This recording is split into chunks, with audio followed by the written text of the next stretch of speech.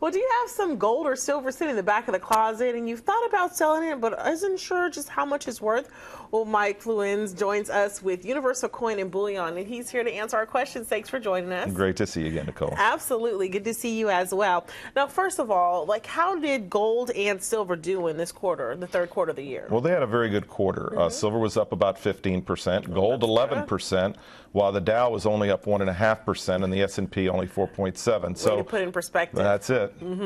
Okay, and what did the U.S. Mint make the Kennedy half dollar? Well, for people of my age, you're much younger, but on November 22nd, 1963, President Kennedy was assassinated. Yes. He is beloved by many. He was our youngest elected president. He was a World War II hero with PT 109, wrote a Pulitzer Prize winning book. When he was assassinated, there was a public outcry for a commemorative coin, and they decided between the president, Congress, and the U.S. Mint to work quickly to make the Kennedy half dollar in 90% silver. Wow. Okay.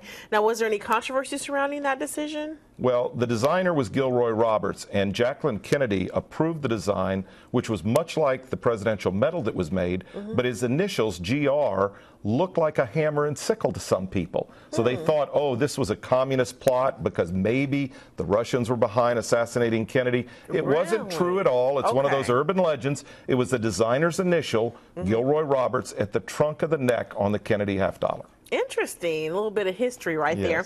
Now, why did President Johnson have silver removed from the circulating coinage? Well, the Kennedy half dollars were so popular.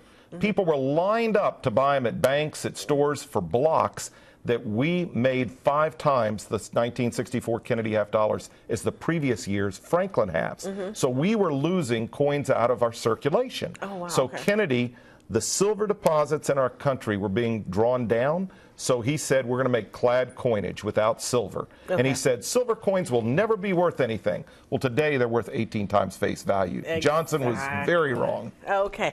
Now, just to go back to the Kennedy real quick. Now, is that something that a lot of people have, or is that like a rare coin now? You know? No, a lot of people have them, but they're circulated. They pulled them out of circulation.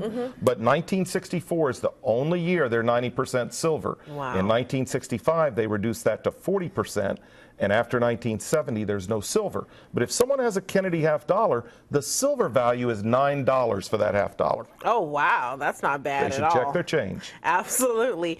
And how has 2013 been for extremely rare coins? Well, it's been an excellent year for rare collectibles, art and coins, too.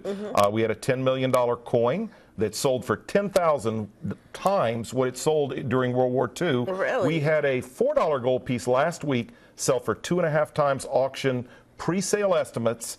Huge $2.7 million sale. Okay, last question. What museum has the rarest coin for our viewers to see? Well, if you go to Washington, D.C. and see the National Numismatic Collection at the Smithsonian, it is impressive. The 1849 $20 gold piece is worth $15 million. No, yes. One gold. Yes way. That's, wow, awesome. All right, well, thanks for joining us. Always cool information. We appreciate it. Thank you.